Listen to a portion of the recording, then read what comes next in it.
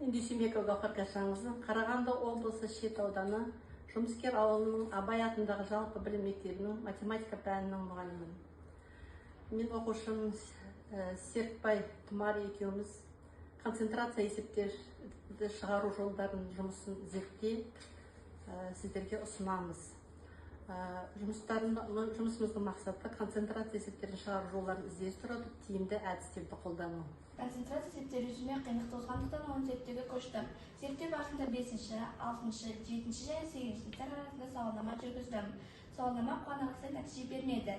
5-ші сынып 35%, 6-ші сынып 32%, 7-ші сынып 45%, 8-ші сынып 48% «я» деп жауап берді. Зерттеу кезеңдеріне тоқталайық. Екі есепті салыстырмалы түрде алайық. Бірі аналитикалық тәсіл, екіншісі кесте құру әдісі. Аналитикалық тәсіл. Массасы 80 грамм және 120 грамм болатын екі тұз қоспасы берілген. Бірінші қоспан 12 грамм, ал екіншісінің 15 грамм тұзы бар. Егер екі қоспаны араластырса, пайда болған қоспан концентрациясы қанша пайызды құрайды? Бірінші, пайда болған қоспан массасы 80-ге 120 қосамыз тең 200 грамм. Екінші, оның құрамындағы тұзы 15-ге 12-ді қосамыз тең 27 грамм. Үшінші пропорция құрып шығарамыз, онда жауабы 13,5% болады. Келесі кесте құру әдісі. Құрамында 20% және 35% тұз ерітіндісі бар. Екі қоспаны араластырып, 30% 3 кг ерітінді алынған. Әрқайсысына қанша ерітінді қосылған. Кесте құру арқылы бірінші жолға массалар, екінші жолға пайданы жазамыз. Сонда массалар бірінші қоспа 2 алынған ерітінді 3, екінші қоспа 3 минус 2.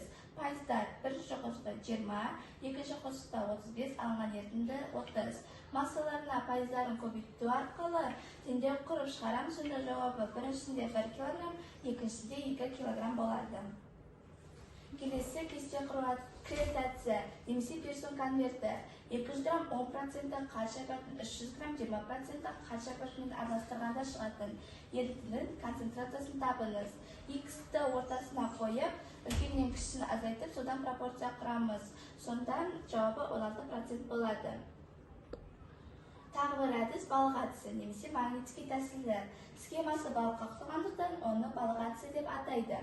Дүкенде шайдың 3 сорты бар. 1 фунттың бағасы 5 гривен тұратын Цейлон шайы, 8 гривен тұратын үнді шайы және 12 гривен тұратын Қытай шайы.